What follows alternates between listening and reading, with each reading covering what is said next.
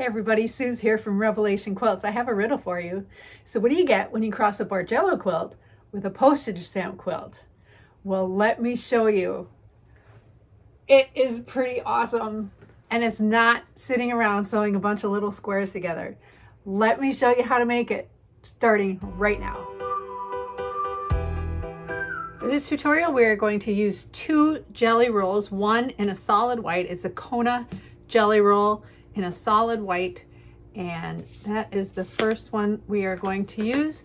And then the second one is a Riley Blake, and it is called Flea Market. It's adorable little patterns that they almost look like 30s prints. And so we're going to use this one as our second jelly roll.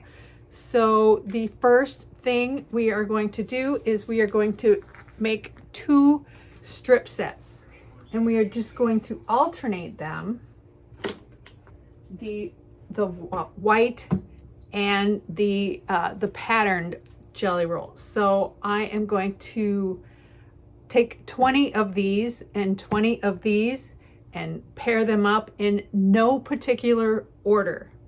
I'm just going to stagger the colors. So when I sew these jelly roll strips together, I am going to place them right sides together.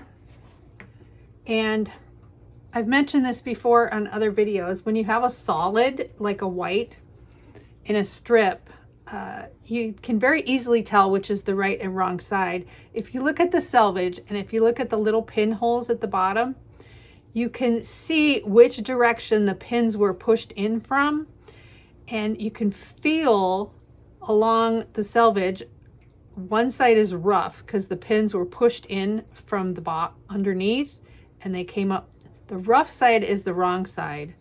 The smooth side is the right side. So that's just a little trick that I know. So when you sew these together, a careful 1/4 inch, and just lay them on your machine, making sure that they're lined up, and don't pull on either the top or the bottom. Just let the machine do the work and run it through. And when you sew them together and iron them, just press them all to the dark side.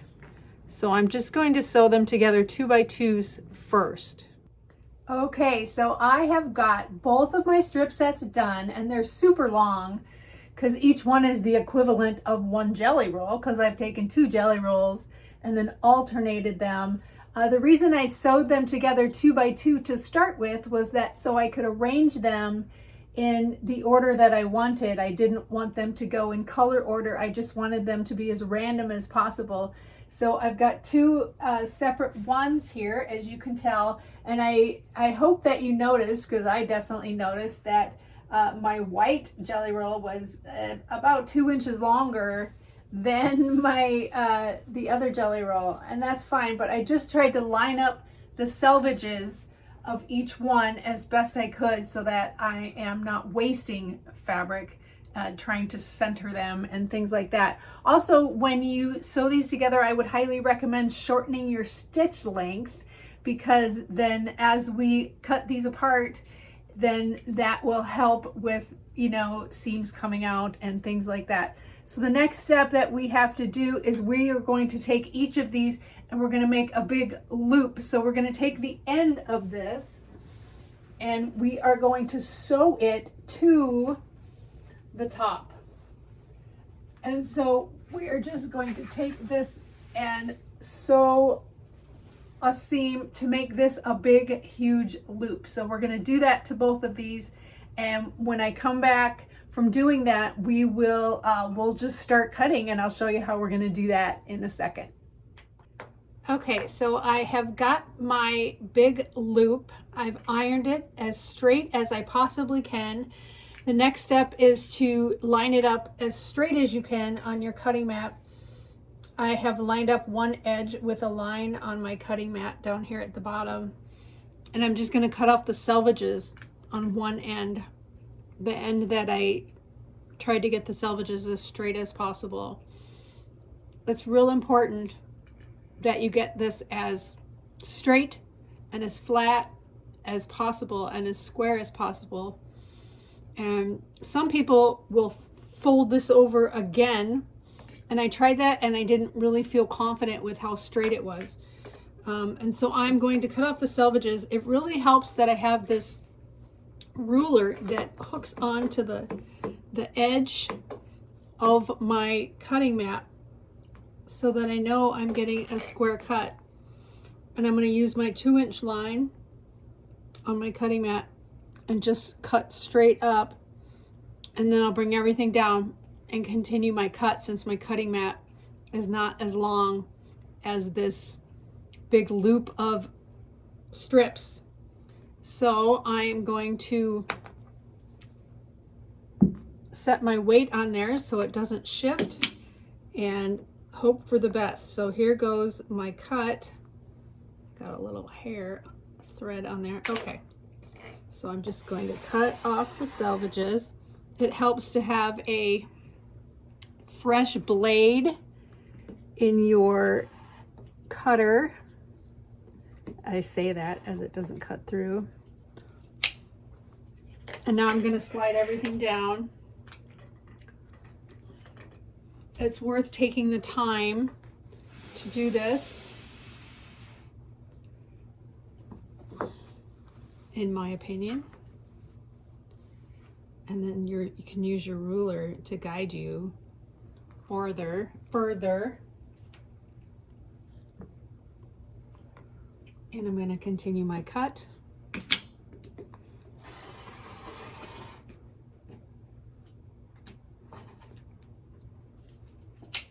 And then I could have slidden it down a tad more. All right, one more little cut here.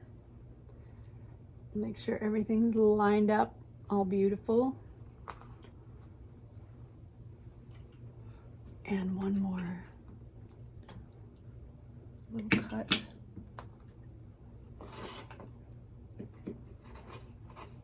There we go. All right, so selvage is cut off.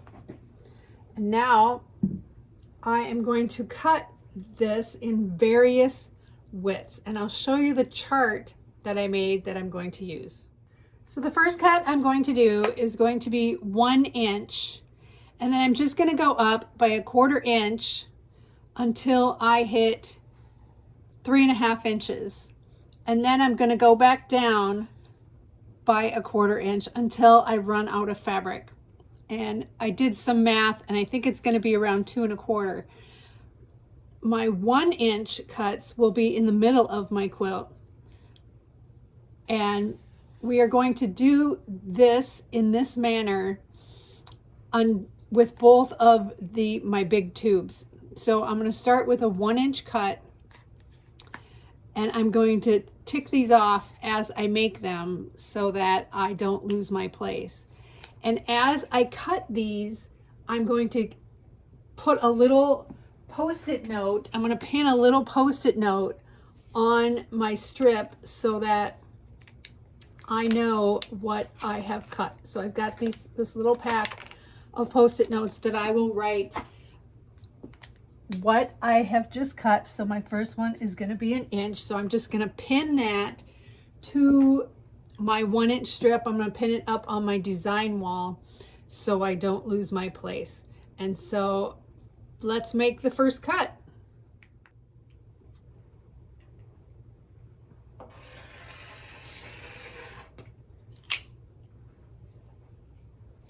It's kind of a pain to slide everything down, and it may be better to fold it over now that I do have a fresh cut. So maybe I'll experiment with that a little bit.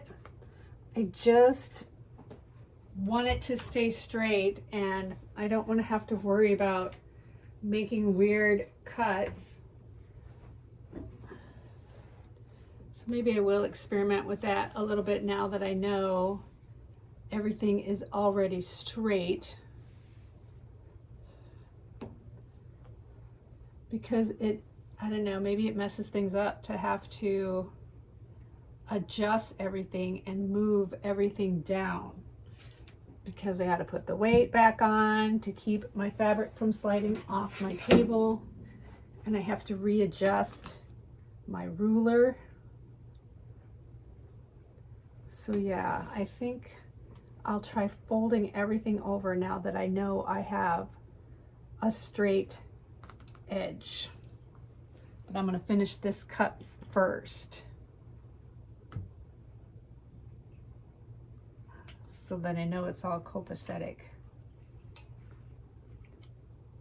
Well,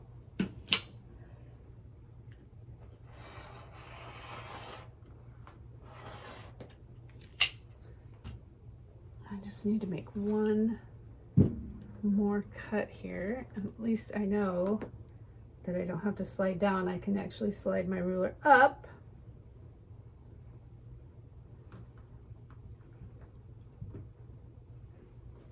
I know, maybe the first cut's the hardest and the rest will be a piece of cake.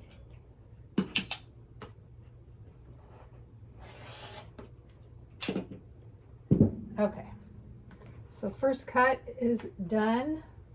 I missed a little smidge.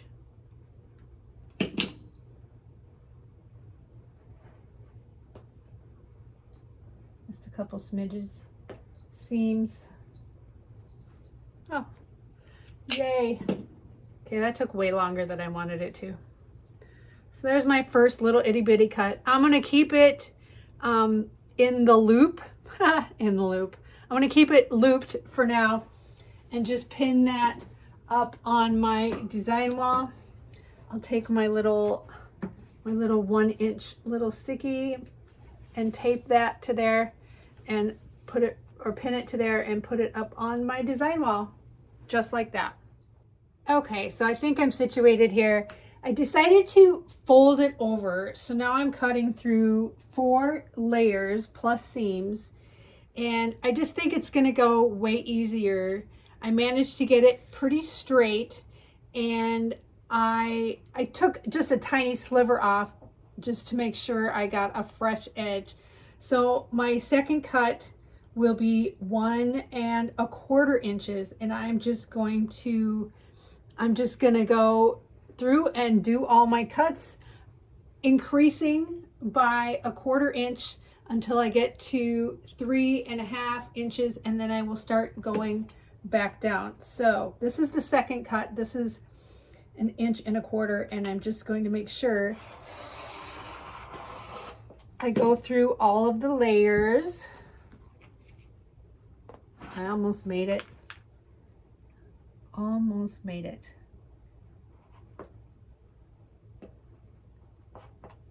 There we go. And so I'm just going to continue on. Perhaps that new blade I talked about would be good. So just continue on and see how far I get. Okay, so I've got both of my strip sets cut.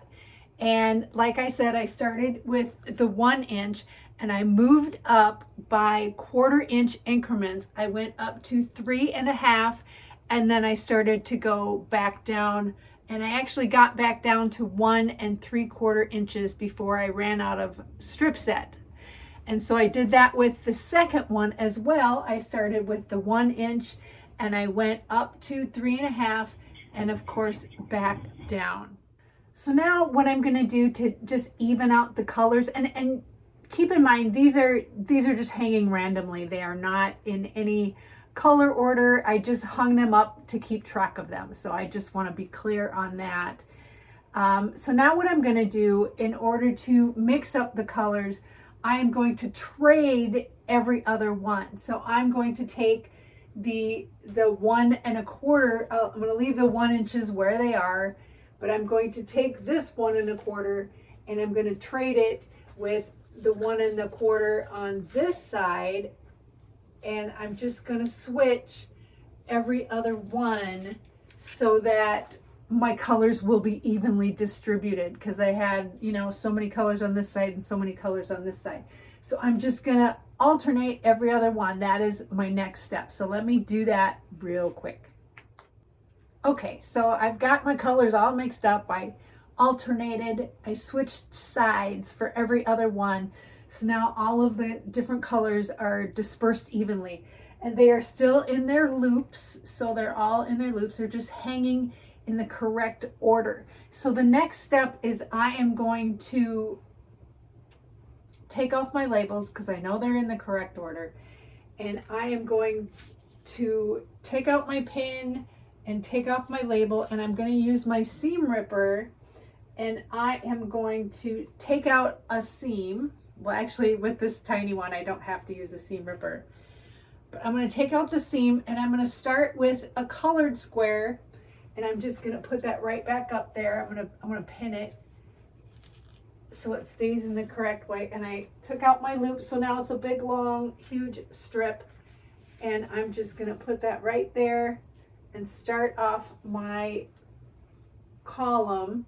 And the next one I'm going to take off the label, and since the first one I'm starting with a colored square, some of these pins want to come out.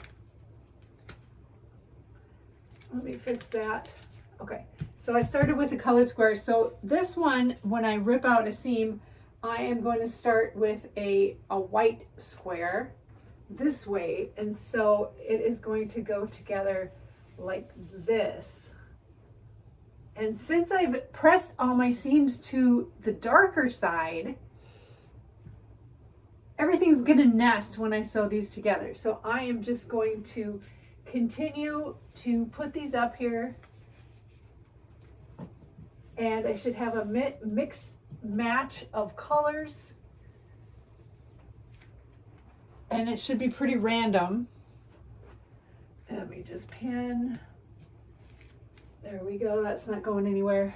And I'm just going to do that alternating, starting with a printed square or a white square until I have one whole side done, and then I'll go and do this whole side done. So I'm just going to continue on, and we'll see what it looks like. This is when you should start to see this obstacle illusion. I don't mean obstacle illusion, I mean optical illusion start to happen. So let's see what it looks like. Okay, so I've got everything taken off.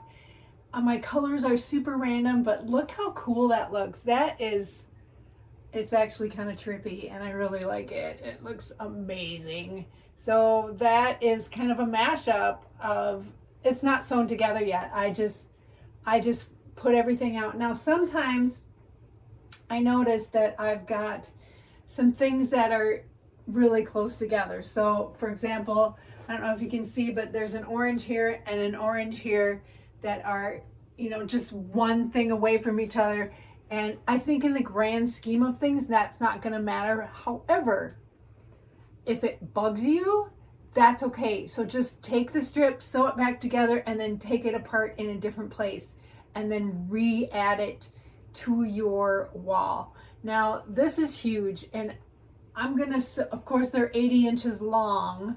I'm not sure how wide it's gonna be after I sew these all together, but the nice thing about sewing them all together will be that every single seam will nest, and so this is gonna be fantastic. So the more I look at it, the more I start to see like little color patterns and things that look pretty amazing in this. So I'm going to sew all of these strips together, and then we will take a look at the final quilt, and I will probably put a border on this too.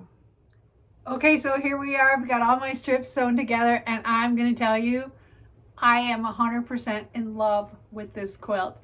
Check this out. Look at that. That is so three-dimensional. And if I turn it on its side, it looks like it's draped over a sofa or something. I'm going to show you a picture of it turned on its side right here. And everybody that I showed it to is like, oh, it looks like it's draped over or something. And I had to explain that it was perfectly flat. It's just this awesome optical illusion. So I'm tickled by this. I love this quilt. And honestly, this is the third Bargello I've made. And I love making Bargello quilts. Like, the whole process is so enjoyable. But there are a couple things that I learned and that I highly recommend. And one I've already mentioned, that is to shorten your stitch length. I did shorten my stitch length, and also you have to be super careful when you're handling these strips after they're cut, because just accidentally stepping on one or pulling on it when I was ironing, they come apart and so I had to reinforce some of them, and so just you have to treat them so gentle and so like handling them with kid gloves, so to speak. So I did learn that too. And in the first half of sewing the strips together was when I realized that I'm handling these way too rough. And the second half went way smoother because I was just super careful with all of my strips. And so that is something also. The other thing that I figured out is that when you have it, if you have it folded, when you're cutting it on your map, cutting your strips, it is so much easier if you fold it so that the wrong side is out instead of the right side is out. It just folds so much straighter and it's so much easier to deal with if you fold it that way. I put a 4-inch border all around the edge, and the whole quilt measures 73 by 87. And like I said, I am in love with this. I would totally make this again. This was so much fun. And I don't know what I'm going to call it yet, but it's awesome is what I'm going to call it. This is awesome. So I haven't come up with a name yet. I will come up with one, but thank you so much for watching. Thank you to all of my members who help contribute to the success of this channel. It is so much appreciated. I really appreciate you. Please like, share, and subscribe if you like this content, and I look forward to doing more projects for you. And this was an awesome one. I'm super proud of this one. I love it. So thanks again for watching. Have a great day and keep on sewing.